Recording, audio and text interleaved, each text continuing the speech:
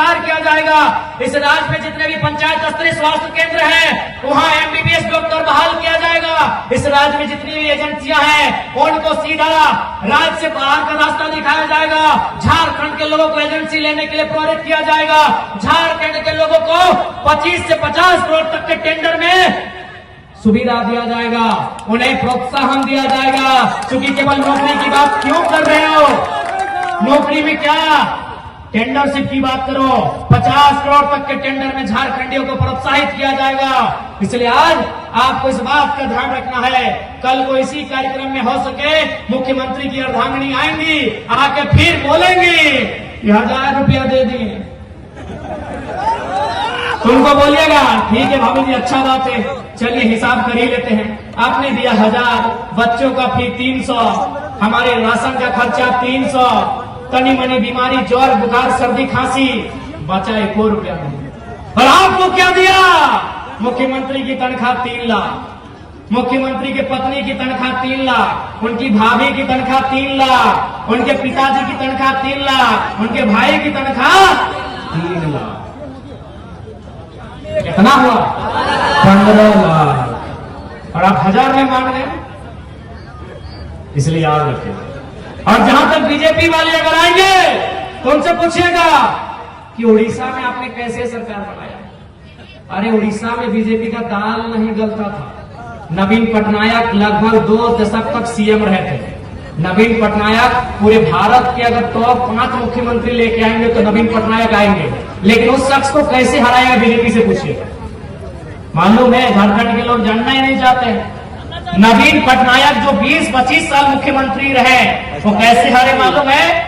क्योंकि नवीन पटनायक योगी आदित्यनाथ की तरह अविवाहित है, उनका शादी नहीं हुआ है, यानी अब चूंकि वो बुढ़ा चुके हैं, वो अपना उत्तराधिकारी लेकर आ रहे थे। किसे मालूम है? बीके पांडियन। कौन है पांडियन मालूम है? वो तमिलनाडु का आदमी है। कहां का है? तमिलनाडु।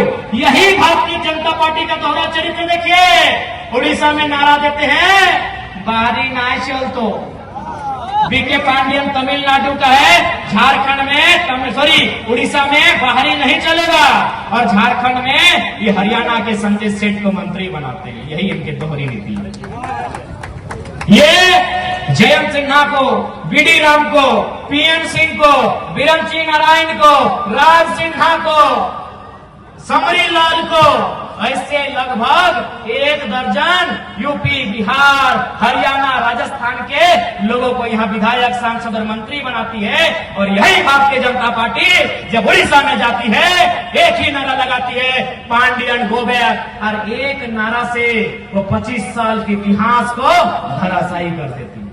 यानी उड़ीसा के लोगों में चेतना है उड़ीसा के प्रति। उड़ीसा के लोगों को मालूम है अपनी भाषा, संस्कृति और स्थानीयता। झारखंड के लोग खो चुके हैं अपने स्थानीयता।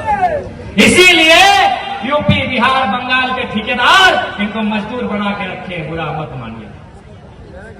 उड़ीसा के लोगों को मालूम है, उन्होंने नवीन पटनायक को बदल दिया जी। नवीन पटनायक जैसे 72 मुख्यमंत्री को आज भारत ओलंपिक में जो मेडल लेके आया हॉकी में, किसका देन है? नवीन पटनायक का है। उस शख्स को बीजेपी और उड़ीसा की जनता ने बदल दिया। क्या कारण था? पांडियन नहीं चलेगा उड़ीसा में, और हम लोग के यहाँ रघुवर दास चलता है, हम लोग के यहाँ बिरंची नारायण चलता है, हम लोग के यहाँ निशकांत दुबे चलता है, हम लोग के यहाँ बीडी राम चलता है, हम लोग के यहाँ यशवंत सिन्हा, जयंत सिन्हा चलता है। इसीलिए यूपी, बिहार के लोग ठेकेदार और हमारे लोग मजदूर बन के झारखंड में रहते हैं। आपका जमीर मुर्दा हो चुका है। आप जाति और धर्म के नाम पर वोट देते देते अपने रोटी का हक खो बैठे। उड़ीसा के लोगों से सीखिए, नवीन पटनायक को ठुकरा दिया। उड़ीसा के लोगों ने नवीन पटनायक को ठुकरा दिया, और आपने रघुवर दास को स्वीकार कर लिया छत्तीसगढ़ के। आपने हरियाणा के संजय सेठ को राज्य मंत्री में स्वीकार कर लिया। आपने जयंत सिन्हा को स्वीकार कर लिया उड़ियन मंत्री। आपने अन्नपूर्णा देवी जो बिहार से संबंध रखते, उनके पति झारखंडी थे, आपने उनको स्वीकार कर लिया। उड़ीसा के लोगों से सीखिएगा।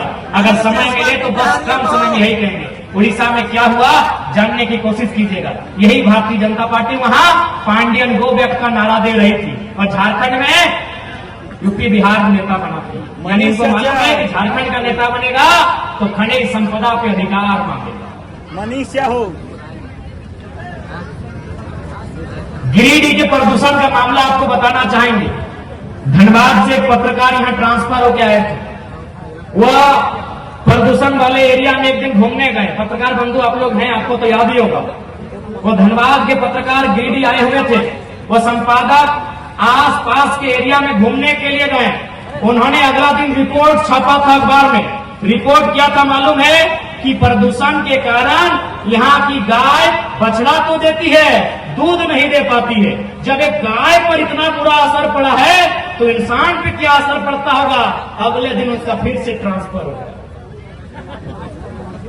अगले दिन उस पत्रकार का फिर ट्रांसफर हो गया।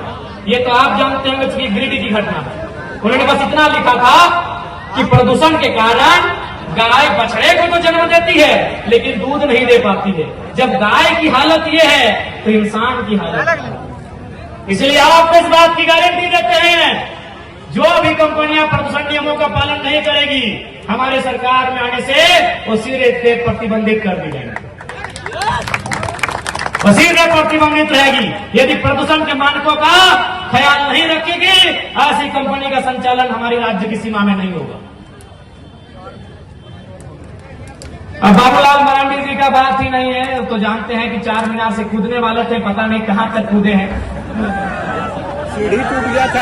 हरिद्वार जा रहे थे खेती बाड़ी करने, पता नहीं कुदाली उदाली मिला कि नहीं मिला। नहीं, मुख्यमंत्री का सपना उनका कंफ्यूज हो गया है। चंपई आके कंफ्यूज हो गया है। ये चंपई आके बाबूलाल मरांडी का सपना थोड़ा कंफ्यूज हो गया है। लेकिन एक बात है, समय सबको मौका देती है। यदि बाबूलाल मरांडी आज होते और विलय नहीं करते तो शायद हम जितने भी स्टूडेंट थे बाबूलाल मरांडी के साथ होते, शायद हम लोग की नई पार्टी नहीं बनती। लेकिन कहते हैं समय उन्होंने इंतजार नहीं किया। कितना इंतजार करते हैं, बूढ़ा आदमी हो गए। और याद रखिएगा, आस्था सबका है, धर्म सबका अपना अपना है।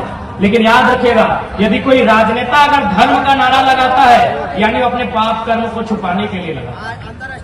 धर्म सबका है, हम इंसान हैं, एक भाईचारे के माहौल में रहते हैं। हमारा कर्तव्य बनता है कि हम एक दूसरे के धर्म का आदर करें, उनके पर्व त्योहार में शरीक हों, सम्मिलित हों, उनकी खुशियों को बांटें, उनकी खुशियों के संग गाएं, उमंग बनाएं। लेकिन यदि कोई राजनेता अगर धर्म की बात करता है वो अपने पाप कर्म को ढकने का काम करता है। मैं अब अपनी बात को विराम देने से पहले, क्योंकि धर्म की बात आई है और धर्म की राजनीति होने लगी है, तो मैं एक उदाहरण दूंगा। इस देश में एक संत हुआ करते थे, स्वामी विवेकानंद।